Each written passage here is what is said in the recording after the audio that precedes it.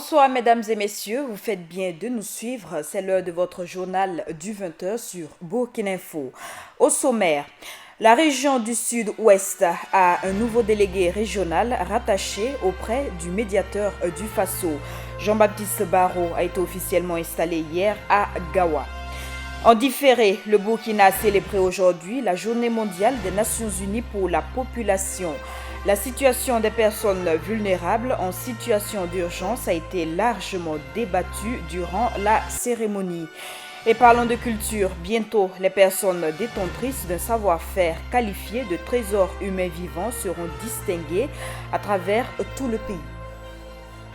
Tout d'abord, débutons ce journal avec cette information. À la suite du remaniement ministériel, le gouvernement remercie tous les acteurs de la scène nationale pour leur contribution à la recherche de solutions à la crise. Il invite à percevoir ce remaniement comme un compromis dynamique en vue d'un retour à la normale de la situation. Pour les autorités, à présent, le cap est mis sur l'organisation des élections présidentielles et législatives libres et transparentes le 11 octobre 2015. Direction Gawa, Jean-Baptiste Barrot est le nouveau délégué régional du médiateur du Faso dans le sud-ouest. Il était officiellement installé hier dans la ville de Gawa. La cérémonie s'est déroulée en présence de notre reporter Joël Zoundi. C'est sous une fine pluie que s'est déroulée l'installation du nouveau délégué régional du médiateur du Faso, Jean-Baptiste Barrot, de la région du sud-ouest Gawa, ce lundi 20 juillet 2015. Une autre voie de recours mise à la disposition du justiciable burkinabé selon le gouverneur de la région, Amadou Diarra, qui présidait la cérémonie. Ça fait encore une paire de manches, en plus dans le domaine de la justice aussi bien moderne que la justice traditionnelle. Alors ça fait encore un autre volet qui s'ajoute dans les différents règlements de litige que nous pouvons avoir. Donc mes attentes, c'est que M. Jean-Baptiste Barrot, que l'on vient d'installer, puisse prendre à bras le corps en fait, les différents sujets qui lui seront soumis.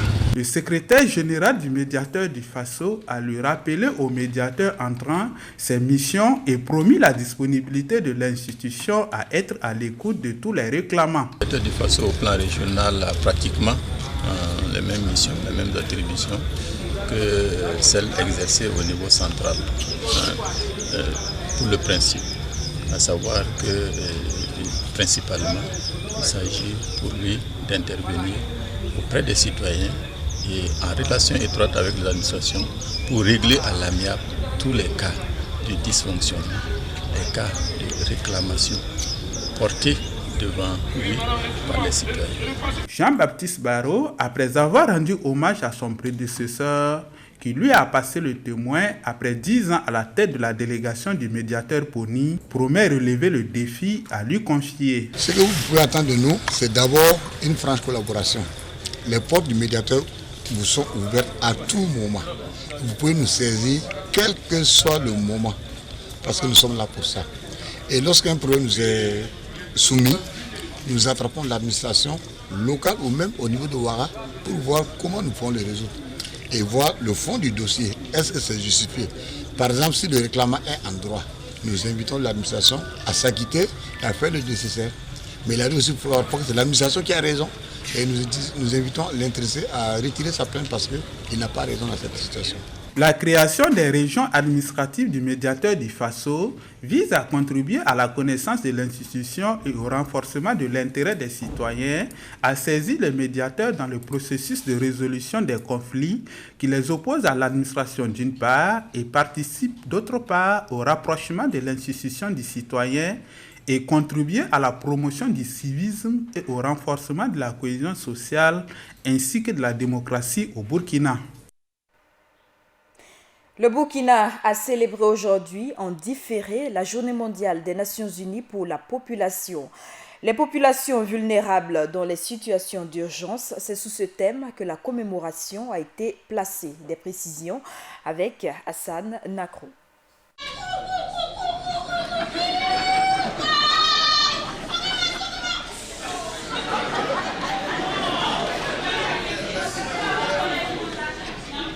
Le viol est l'un des cas les plus fréquents que vivent les femmes en temps de crise.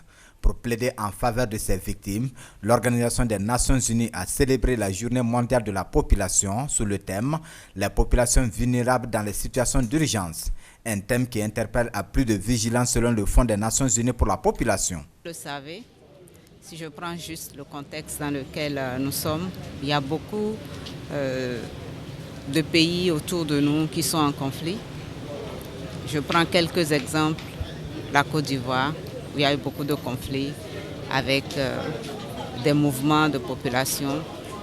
Nous avons ce qui se passe en République centrafricaine, avec beaucoup de mouvements de population.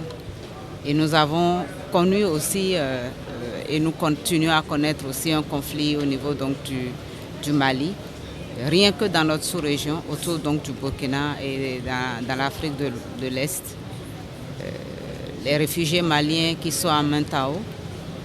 Et en 2014, on a observé que plus de 60 millions de personnes sont déplacées ou réfugiés du fait donc, de ces conflits ou des catastrophes naturelles. Mais si le nombre de victimes est difficilement identifiable au Burkina Faso, des mesures existent pour y faire face. Donc on a en la matière en tout cas un certain nombre d'actions. Il y a ce qu'on appelle le plan Orsec, qui est le plan d'organisation des secours que vous connaissez bien, qui a été mis en place depuis 2010. On a également donc, un plan donc, de protection sociale donc, qui a été également adopté et dont l'une des composantes c'est vraiment l'assurance maladie universelle. On a également aussi un certain nombre d'actions, notamment à travers le programme socio-économique d'urgence de la transition, donc, qui permet de financer un certain nombre d'activités en ce qui concerne l'emploi des jeunes et l'entrepreneuriat des femmes. Donc autant de mesures donc, qui permettent donc, de ne laisser personne sur la route du développement durable. Parce que vous savez très bien qu'on ne peut pas parler de développement durable s'il y a une partie de la population qui est mise de côté.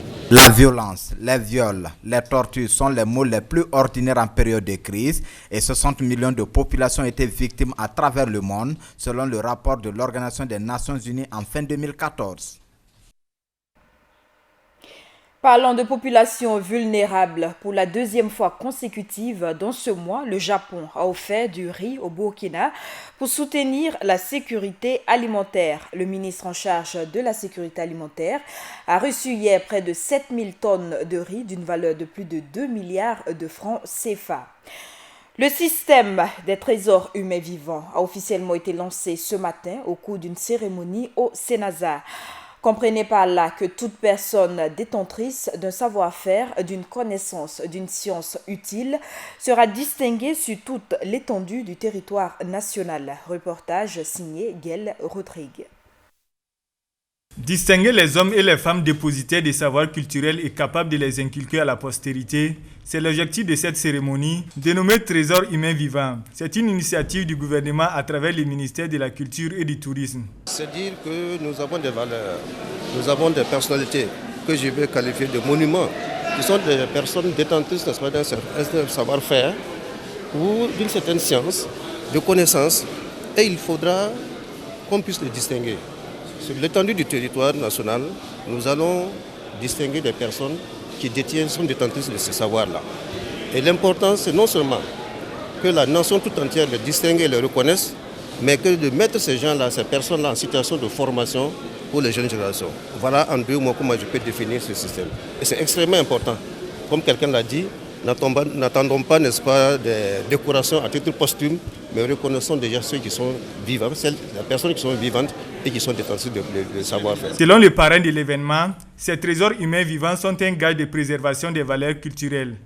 Nous avons un grand savoir dans nos sociétés, nous avons un grand savoir dans nos anciens, nous avons un grand savoir à préserver, mais nous sommes en train de le perdre parce que nous ne faisons rien pour préserver ce savoir culturel-là,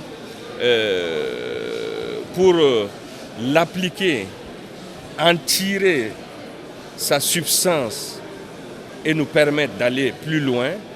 Ce savoir est en train de s'effriter et donc ça pose des problèmes à notre société parce que ce n'est pas ailleurs que nous aurons les valeurs qui nous donneront les ressorts nécessaires pour nous propulser de l'avant. La mise en place de ces trésors humains vivants intervient dans un contexte où la plupart des pays d'Afrique luttent pour une conservation d'identité culturelle. En souscrivant à ce projet, le pays des hommes intègres répond à l'appel de l'UNESCO qui prône la protection des patrimoines culturels.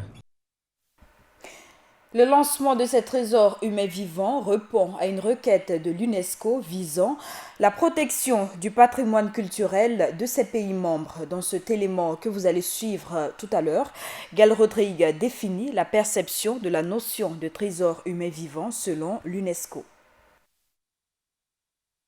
Conscient du danger qu'encourent les cultures des nations, l'UNESCO, conformément à sa mission de protection du patrimoine culturel, a invité tous ces pays membres à prendre des mesures pour protéger leur culture. C'est à cet appel que répond le Burkina à travers le lancement de ces trésors humains vivants. Qu'entend-on donc par trésor humain vivant?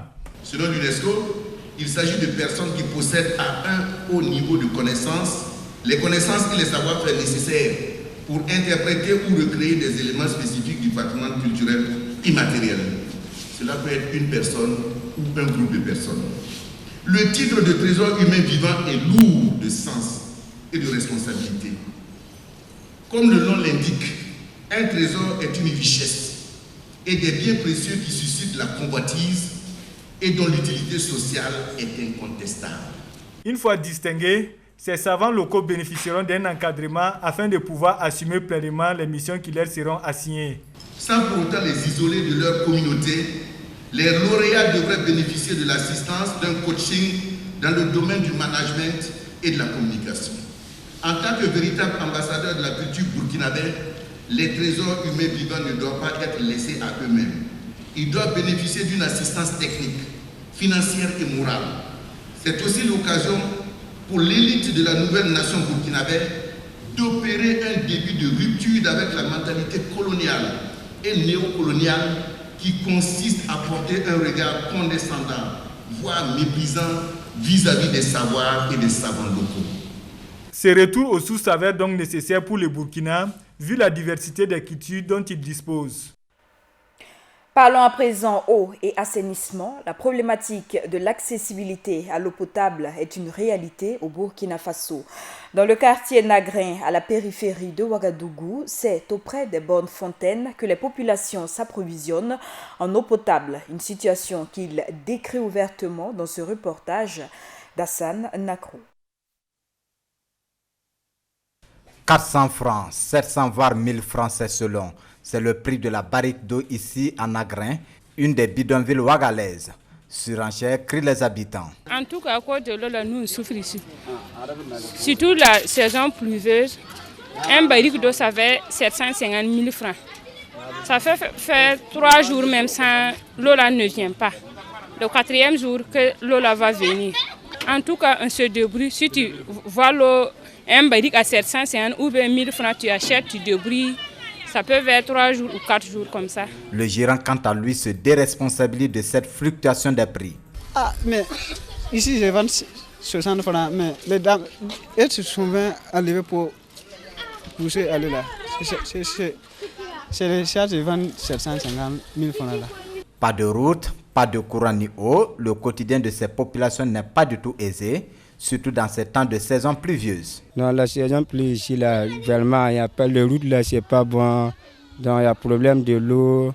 Donc, tout est mélangé. Beaucoup de coupures d'eau. Parce que souvent, on dirait que c'est l'eau, là, ça peut couper une journée comme ça. Ça ne peut pas venir. Là, on peut aller, il y a un village à côté, on appelle Tinguan. Nous, on peut partir là-bas, chercher l'eau. Là-bas, là, il y a forage. Nous, souvent, s'il pleut, nous, on prend l'eau de pluie. Souvent, on part à la robinet pour acheter de l'eau. S'il pleut aussi la route, souvent, bon, vous voyez, vous-même, vous avez vu, on n'arrive pas à passer. Bon, nos murs sont en train de tomber. Bon. On ne sait pas comment on va faire. À l'image de ce bidonville, les mêmes réalités se présentent presque partout dans les différentes banlieues, surtout en cette période de pluie où les maladies liées au manque d'hygiène se propagent. Actualité politique, l'UPC réagit à la situation nationale précédemment crispée autour de la crise RSP-Zida. Dans une déclaration, le Parti du Lion salue la grandeur d'esprit du président de la transition, le patriotisme du cadre de concertation des sages et l'engagement de tous ceux qui ont contribué à la sortie de cette crise. Le parti de Zéphirin Diabré a aussi condamné les perturbations du cours de la transition suite à des différends au sein de l'armée. Autre réaction sur la situation nationale, les premiers responsables du mouvement du peuple pour le progrès, MPP, étaient face à la presse ce matin pour donner leur lecture à propos de la mise en accusation de l'ancien président Blaise Compaoré et des membres de son gouvernement. Roch-Marc Christian Kaboré martèle n'avoir rien à se reprocher. Suivez. Anciens membres de l'ex-parti au pouvoir ayant occupé des postes de responsabilité sous le régime Compaoré, avant la création de leur parti, les responsables du mouvement du peuple pour le progrès ne sont nullement inquiets des récentes mises en accusation des membres du dernier gouvernement. La question c'était de dire, bon, vous qui êtes assis devant nous et qui êtes satisfait de l'accusation des autres, si on accuse quelqu'un parmi vous, qu'est-ce qui va se passer? Je crois que ça fait la millième fois qu'on répond à cette question. Nous avons dit, personne n'est au-dessus de la loi. Si nous sommes concernés, nous répondons comme tout le monde. Et il n'y a aucune raison d'être satisfait pour les autres quand soi-même on est assis sur ces problèmes. Convaincu de cela, le président du parti et ses responsables se disent prêts à faire face à leurs responsabilités si toutefois ils étaient interpellés à leur tour. Nous avons déjà dit, nous n'allons pas quitter le Faso, nous n'allons pas fuir nos Faso, nous allons être nous-mêmes face à nos responsabilités. Et c'est pour cela que je voudrais que ce soit une fois et définitivement compris qu'au niveau du MPP, nous ne cacherons aucun voleur, aucun fraudeur, aucune personne qui a posé des actes de nature à compromettre l'avenir économique ou politique de ce pays. C'est très clair et je voudrais que vraiment on sache que lorsque nous parlons sans réserve et sans aucun calcul. Faisant cas du malentendu survenu entre les partis du cadre de concertation au sujet des consultations du comité des sages mis en place par le président de la transition, Roch-Marc Christian Kaboré affirme que cela relève désormais du passé. Le malentendu que nous avons eu est un malentendu qui est clos. Nous sommes unis, notre seul objectif ensemble, c'est de défendre effectivement la transition, de défendre les institutions de la transition et de faire en sorte que la transition soit menée à son terme dans les meilleures conditions. Voilà l'objectif que nous avons ensemble. Maintenant, en ce qui concerne l'élection, chaque parti se bat, évidemment, à la recherche de la magistrature suprême. Dans la perspective d'une élection franche et crédible, le MPP se veut rassurant et invite chaque composante à faire son travail. Et les préparatifs des élections se poursuivent. Dans 48 heures, les dossiers de candidature pour les législatives seront réceptionnés à la CENI. En effet, du 24 au 1er août prochain, tous les dossiers devront être acheminés à la commission électorale. Ensuite, une commission ad hoc va valider ces différents dossiers et qui sera donc soumis à l'examen le 6 août 2015, suivi de leur validation le 8 août prochain.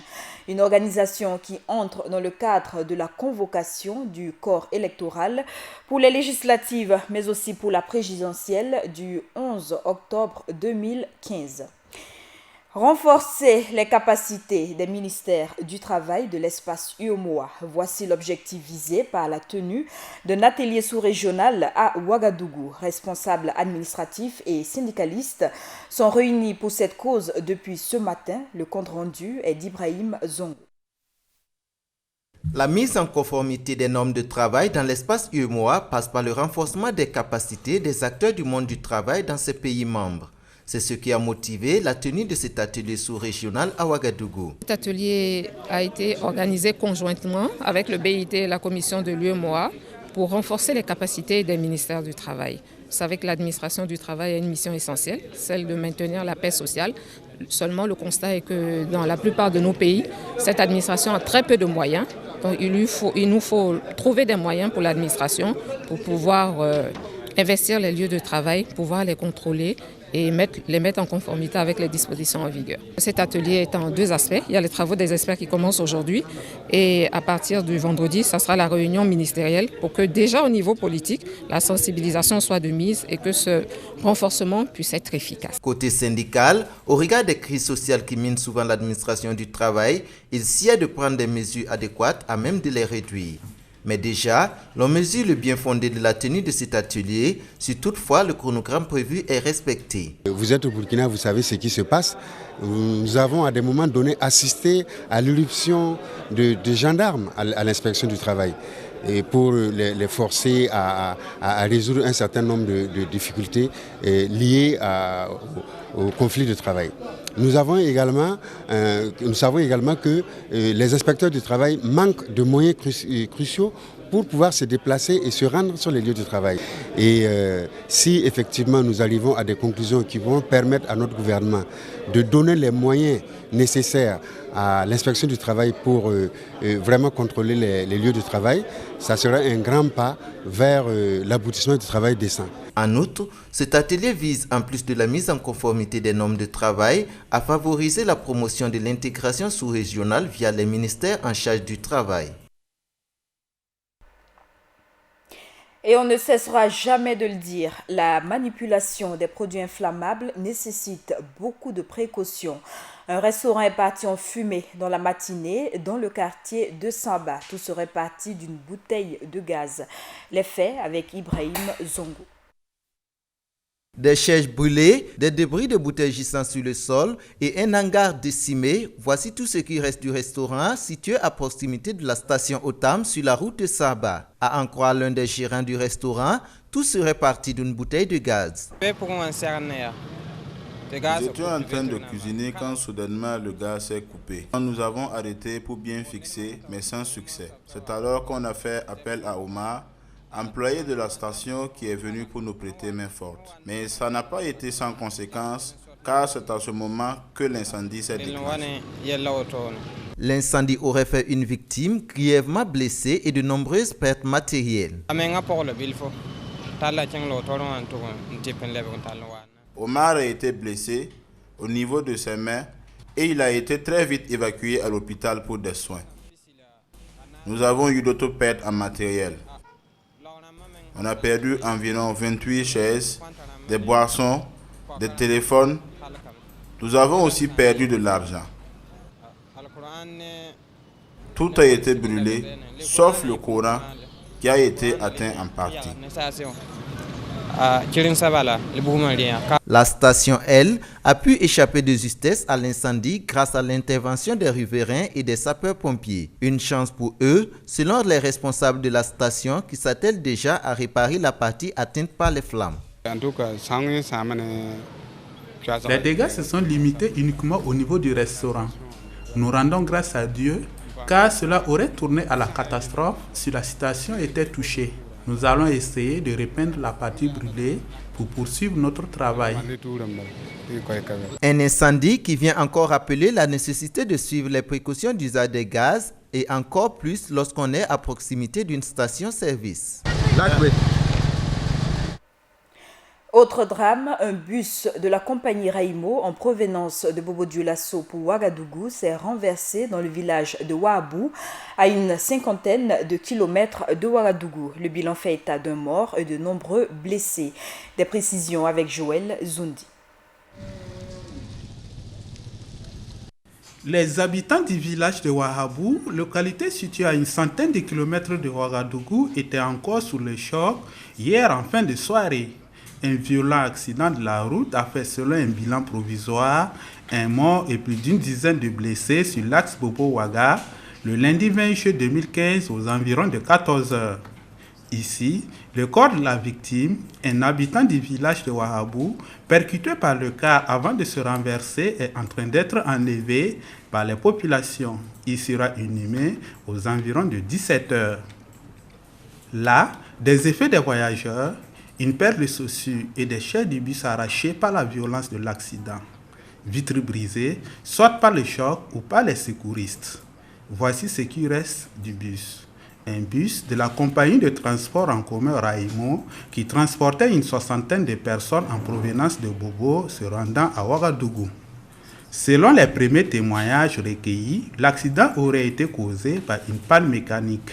Le convoyeur, encore sous le choc, qui n'a pas souhaité se faire filmer, explique que le chauffeur, en voulant éviter un obstacle, a actionné le système de freinage et comme il pleuvait, la chaussée était trempée et les roues ont patiné, ce qui aurait fait basculer le poids des passagers et des bagages vers le côté gauche du car.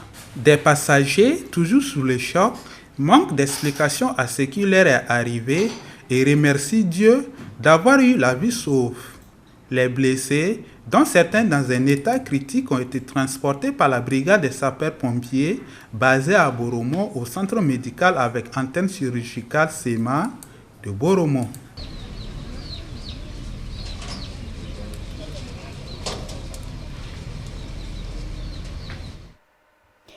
Actualité sous-régionale, à peine débuté, le procès de l'ancien président tchadien Hissène Habré a été ajourné au 7 septembre prochain. Attendu depuis des années par les familles des victimes, le procès s'est ouvert hier en présence de l'accusé qui a dû être traîné de force dans son box. Hissène Habré qui est accusé de crimes de guerre, crimes contre l'humanité. Et c'est donc la fin de ce journal. Merci à vous qui l'avez suivi. Très bonne suite de nos programmes.